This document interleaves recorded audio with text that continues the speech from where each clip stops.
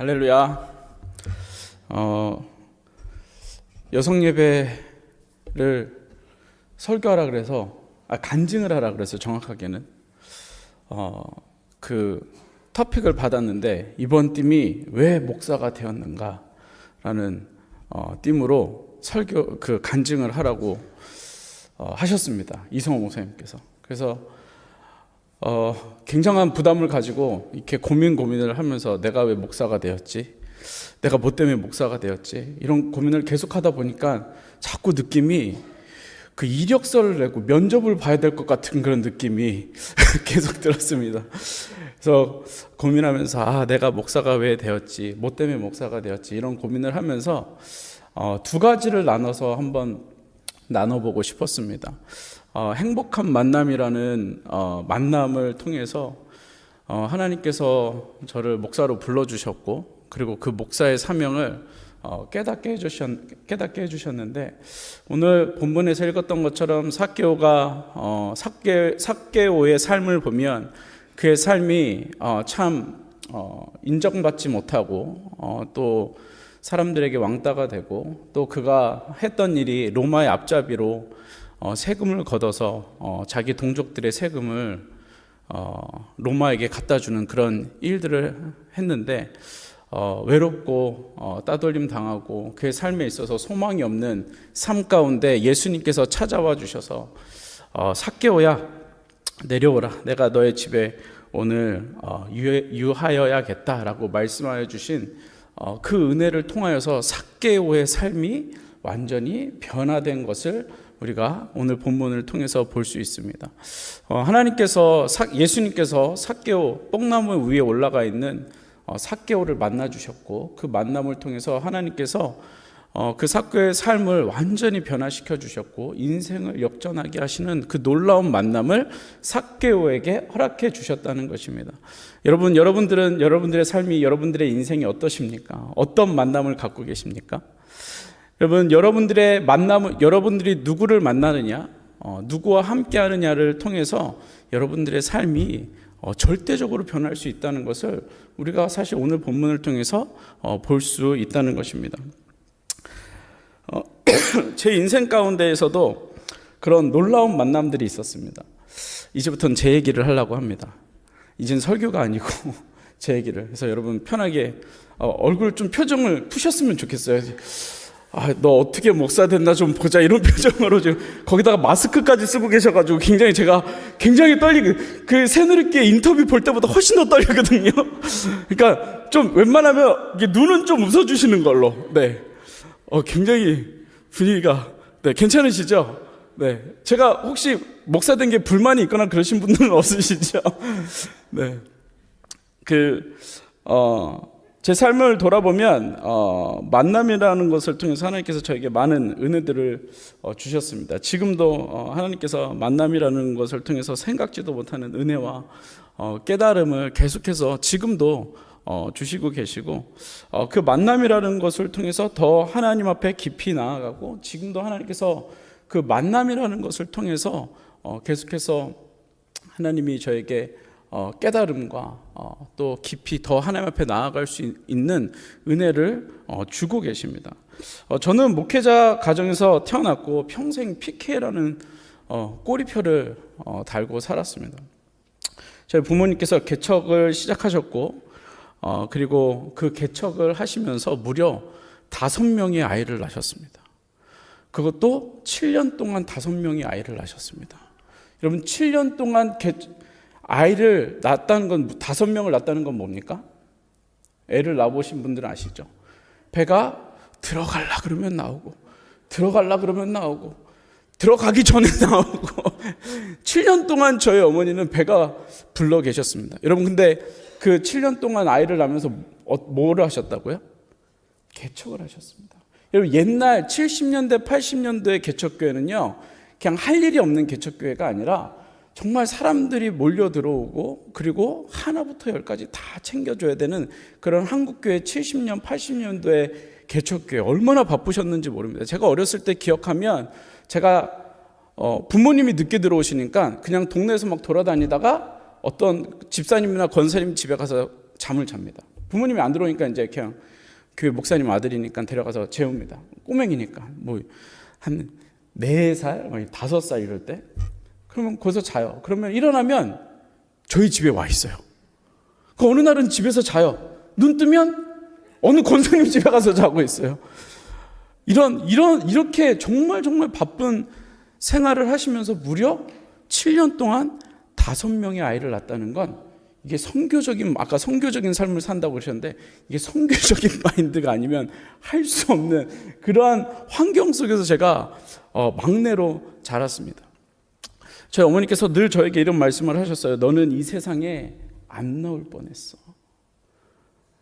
안 나오는 게 맞죠. 사실은 그게 상황적으로 안 나와야 되는 거죠. 그래서 내가 너를 목사로 하나님 앞에 서원했어. 이야기를 저희 어머니가 저한테 자주 하셨어요. 그리고 또 막내니까 제가 귀여움을 얼마나 많이 받고 자랐겠습니까. 그래서 귀엽다 하면서 너는 안 나올 뻔했던 아들이야. 그래서 내가 하나님 앞에 너를 서원했어. 이렇게 부모님의 세뇌를 당하며 목사로 너는 목사야 목사로 서원했어. 이렇게 세뇌 교육을 받으면서 저희 어린 시절을 지내왔습니다. 너무 행복한 시간을 보내왔고 행복한 삶을 살았고 부모님을 통해서 받은 사랑들이 너무나도 많았기 때문에 정말 뭐 이렇게 그냥 그 천진난만한 그 아이처럼 어린 시절을 보내게 되었습니다. 이렇게 저는 부모님을 만나서 하나님께 서원된 자로 어려서부터 별명이 작은 목사, 동네를 걸어가서 마트에 가면 작은 목사 왔어 이렇게 할 정도로 그냥 그 동네 사람들도 다 목사가 되는 줄 알고 저에겐 별로 선택권이 없었던 그러한 삶을 살아왔습니다. 그런데 그래서 이제 제가 학교에서 장래 희망을 쓰면 뭐라고 썼냐면 보통 어린 아이들이 뭐 이렇게 보통 쓰면 뭐 대통령 뭐 이런 거 쓰잖아요. 뭐 군인 뭐 이런 거 쓰는데 저는 거기다가 그 어렸을 때부터 목사라고 썼어요. 목사라고. 사실 목사가 뭔지도 잘 몰랐죠. 그냥 아빠가 하는 거라고만 생각했지 목사가 뭔지 잘 몰라요. 저는 목사가 이렇게 힘든 건 줄 알았으면 거기다 목사라고 쓰지 않았을 거예요. 근데 그때 장래 희망을 쓰라고 하면 늘 목사라고 썼던 기억이 있습니다. 그래서 저는 그때 생각했습니다. 세뇌 교육이 이렇게 무서운 거구나. 나도 모르게 장래 희망하면 거기다가 목사를 쓰는 그냥 몸에 배어 있는 그러한 삶을 살아왔습니다. 그런데 그렇게 어린 시절을 보내왔고 그리고 자라면서 부모님의 기도를 통하여서 또 부모님의 너는 목사가 되어야 할 거야 라는 그런 서원을 통하여서 저는 그 유년 시절들을 보냈고 지금도 부모님께서 저를 위해서 그때 서원하셨던 책임으로 지금까지 저를 위해서 새벽마다 하루도 빼놓지 않고 기도하고 계십니다. 사실 그래서 저는 제가 목사를 하고 있는 것은 부모님의 기도 때문에 그 기도로 인하여서 지금도 사실 목회를 하고 있는 거고 제가 뭐 유능해서 뭐 제가 공부를 조금 해서 여러분보다는 그랬지만 공부를 해서 목사를 하고 있는 것이 아니라 하나님께서 부어주신 은혜 때문에 지금도 그 부모님과의 만남을 통해서 하나님께서 만나게 하신 그 만남을 통해서 또 그 기도를 통해서 지금도 목회자의 자리에서 하나님 앞에 쓰임받기 위해 계속해서 기도하고 있는 것입니다. 여러분 그렇게 제가 어린 시절을 보냈고 청소년 시절이 되어서 정말 중요한 제 인생에 있어서 정말 중요한 만남을 다시 한번 맞이하게 됩니다. 무엇일까요? 네, 여자친구를 만났습니다. 첫 번째 부모님을 만났고 두 번째 여자친구를 만났습니다. 사실 이 여자친구는 제가 8살 때부터 알고 지냈던 사람이었습니다. 초등학교도 같이 다녔고 중학교도 같이 다녔고 근데 그 아이가 지금 저기 앉아있는 저희 와이프입니다. 8살 때부터 그리고 이제 고등학교 때 저희가 사귀게 되었고 지금은 그때 아이요, 또 친구요, 지금은 아내로 같이 살고 있는데, 사실 이 얘기는 나중에 하도록 하겠습니다. 왜냐하면 아직 컨펌된 얘기가 없어서 제가 컨펌을 받아야 되는데, 그걸 아직 제가 시간이 없어서 컨펌을 못했습니다. 근데 굉장히 중요한 만남이었다는 것만 알고 계시면 됩니다. 제가 목회에 있어서 굉장히 중요한 만남, 중요한 만남이었지만 아직 컨펌된 이야기가 없어서 저희가 나중에 이야기를 하고, 제가 두 번째 만남을 제가 목회하는 데 있어서 큰 두 번째 만남을 이야기하려고 합니다. 제가 청소년기를 지나고 행복하게 지내고 있는데, 이제는 그 진로를 결정해야 하는 상황이 되었습니다. 물론 이제 대학을 가야 되고 앞으로의 진로를 결정해야 되는데, 사실 저는 꿈이 목사였지만 그 꿈을 어떻게 이루어야 될지는 잘 몰랐습니다. 어떻게 해야 될지, 무엇을 해야 될지 막연한 생각은 있었지만 그 꿈을 이루는 거에 대해서 구체적으로 생각을 하지 못하고 있었을 때, 어느 권사님이 교회에서 지나가면서 저한테 이렇게, 그 시점에 이렇게 말씀하셨습니다. 두시가, 너 신학교 가야지라고 저한테 말씀하셨습니다. 그 권사님의 이름이 아직도 생각이 납니다. 최영수 권사님이십니다. 저희 장모님이십니다. 그때는 장모님이 아니셨습니다. 그냥 저희가 사귀고 있었을 때 권사님, 저희 장모님이 두시가 신학교 가야지라고 저한테 넌지시 이야기를 하셨습니다. 그래서 꿈으로만 가지고 있었던, 장래 희망으로만 가지고, 글자로만 가지고 있었던 그 막연한 목사라는 것을 현실로 바꿔서 저의 진로를 인도해 주셨던 분이 우리 장모님이십니다. 그래서 장모님께서 신학교 가야지라고 말씀하셨고, 그래서 맞아, 내가 신학교를 가야 목사를 할 수 있구나라는 생각을 하게 되었고, 그래서 제가 신학교를 가고, 그리고 또 미국으로 와서 이제 대학원을 다닐 수 있는 그런 기회가 있었습니다. 그래서 장모님께서 그때 기도하시고 저에게 두시가 신학교 가야지라고 말씀하신 그 책임을 지시기 위해서 저희 어머니와 동일하게, 어떻게 보면 저희 어머니처럼 서원을 하셨던 것 같아요. 지금 생각해 보면 제가 지금 우리 딸과 사귀고 있는데 목사가 되어서 하나님 앞에 쓰임 받는다면 정말 하나님 앞에 영광이 되겠다라는 그런 서원을 하신 것 같아요. 그래서 지금도 저희 어머니와 동일하게 하루도 빠지지 않고 기도해 주시고, 정말 목회자로서 하나님 앞에 이 땅에서 쓰임 받을 수 있도록 기도해 주고 계십니다. 심지어 제가 미국에 왔을 때, 사실 저희 아버지가 목회자이시잖아요. 저희 아버지가 미국 가서 유학하면 아빠가 도와주겠다, 그리고 미국 잘 가서 유학하고 돌아오면 아빠가 하고 있는 이 교회를 아빠가 잘 세습할 수 있도록 도와주겠다 말씀하시고 천국으로 소천하셨습니다. 그래서 지금은 안 계십니다. 그래서 갈 데도 없고, 그래서 여기서 최선을 다해서 지금 목회를 있는 곳에서 최선을 다해야 되는, 오직 하나님만 바라봐야 되는 그런 상황 속에 있는데, 제가 미국에 왔을 때도 아버지께서 그래도 아들이 유학 갔으니까 이게 목회자가, 이렇게 전도사가 무슨 돈이 있겠어요. 그래서 아버지가 유학비를 좀 대주신다고 말씀을 하셨는데, 그러고 돌아가셔서 결국엔 그 모든 짐을 두시가 신학교 가야지 했던 장모님과 장인어른께서 모든 비용을 대주셨습니다. 그래서 제가 제가 사실 이 얘기를 더 재밌게 하려고 그랬는데 너무 긴장한 나머지, 사실 저 향토 장학금 받고 다녔어요. 그 장인 장모님한테 향토 장학금 받고 다녔고, 그래서 장인어른이 그 학비와 생활비를 보내주시면서 늘 저한테 이런 말씀을 하셨어요. 내가 목회자 한 명 키운다 생각하고, 선교사 후원한다 생각하고 내가 보내주는 거야 라고 이렇게 늘 말씀하셨습니다. 그 말이 제 마음가운데 얼마나 부담이 되든지,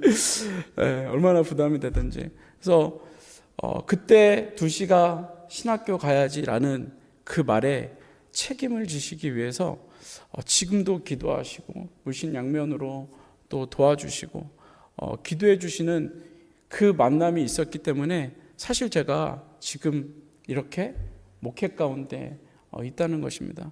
여러분, 제가 기도를 많이 해서 또 하나님께서 제가 기도를 많이 해서 제가 잘나서가 아니라 하나님께서 불러주셨고, 그리고 그 부르심 가운데 만남을 통해서 하나님께서 저의 길을 인도하고 계시는 그 모습을 제가 이렇게 뒤를 돌아보니까, 내가 왜 목회자가 되었지라는 그 삶을 뒤돌아보니까 그런 만남을 통해서 하나님께서 저를 지금도 이끌어가고 계시는 것을 보게 되었다는 것입니다.